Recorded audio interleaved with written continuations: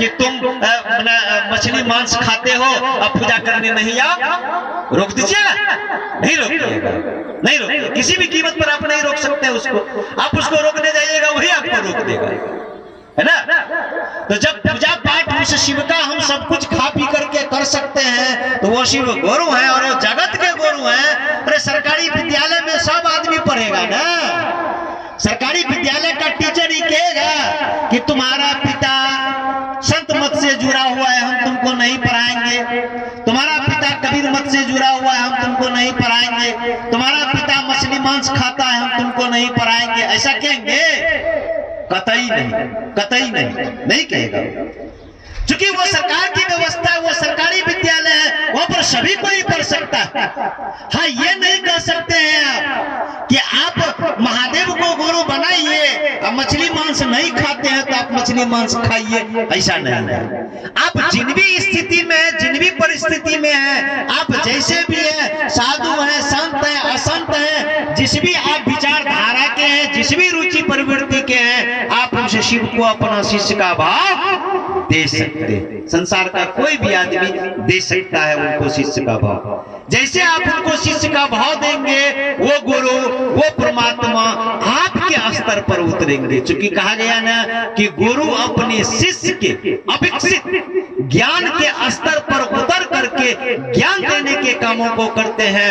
वो गुरु एक शिष्य के स्तर पर, मेरे आपके जीवन के स्तर पर उतर करके ज्ञान देने के कामों को करेंगे। क्योंकि गुरु शिष्य के स्तर पर उतरते हैं। जाइए स्कूल में, स्कूल में जाइए, वो टीचर बीएससी पास करके आए हुए, बीपीएससी पास करके आए हुए हैं, और वो क्या कहते हैं विद्यार्थी को?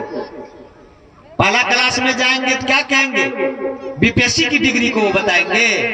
पहले मास्टर साहब बोलेंगे आ, चूंकि विद्यार्थी उसी ज्ञान के समझ को, माने उसके स्तर पर, वो विद्यार्थी जो समझेगा उसके ज्ञान के स्तर पर वो उतरते हैं, उसके ज्ञान के स्तर पर। ठीक उस महादेव, वो महादेव देवता भी हैं और वो महादेव गुरु भी हैं। उस महादेव से एक संबंध और जोड़ लिया जाए। अरे चचेरा भाई सारू होता है ना, फुफेरा भाई सारू होता है कि नहीं होता है?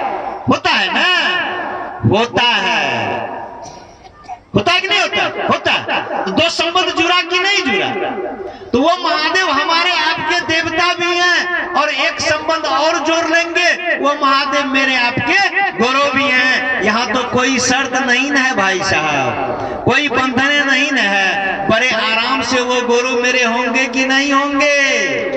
आराम से होंगे। आप किसी अन्य गुरु के पास जाते हैं, किसी मतों के गुरु के पास जाते हैं, तो वहां शर्त और बंधनों से गुजरना पड़ेगा। आप उस शर्त और बंधनों का पालन नहीं करेंगे, वो आपके जीवन में गुरु नहीं हो पाएंगे। भले आप कह दीजिए हम तो फलाना मत से न जुड़ल छियो, हम तो फलाना पंथ से न जुड़ल छिए, लेकिन फलाने मत के गुरु आपको कहा क्या है?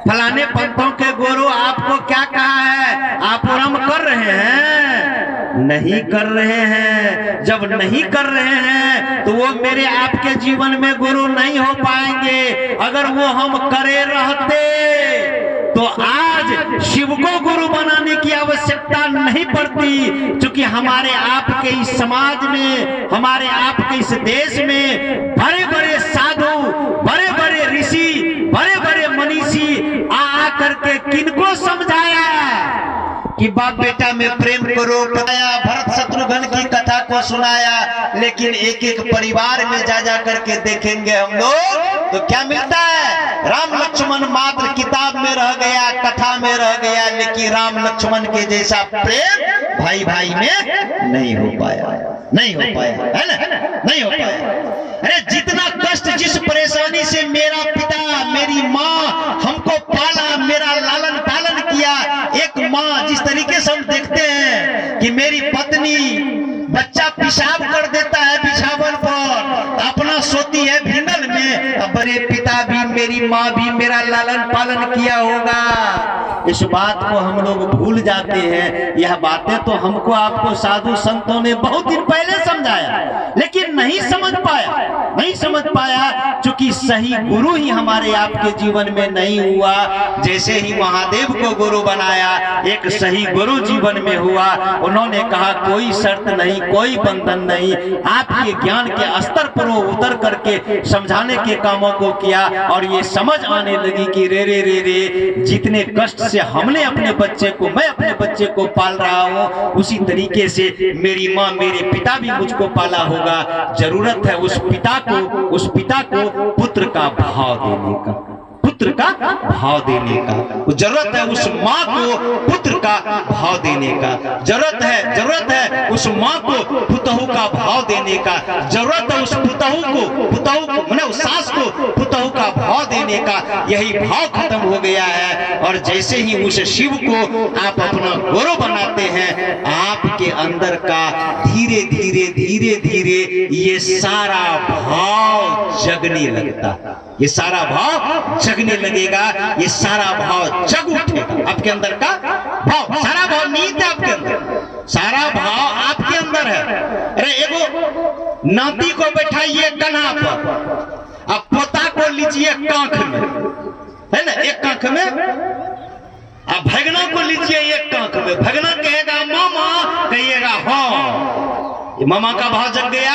इधर से पोता कहेगा दादा, कहिएगा हाँ, दादा का भाव जग गया। इधर से नाती कहेगा कपाट ठोक करके नाना, कहिएगा हाँ नाती बोल। तीनों भाव, सारा भाव है ना आपके अंदर, मेरे अंदर सारा भाव निहित है, अंदर में है। जरूरत है इस भाव को जगाने का।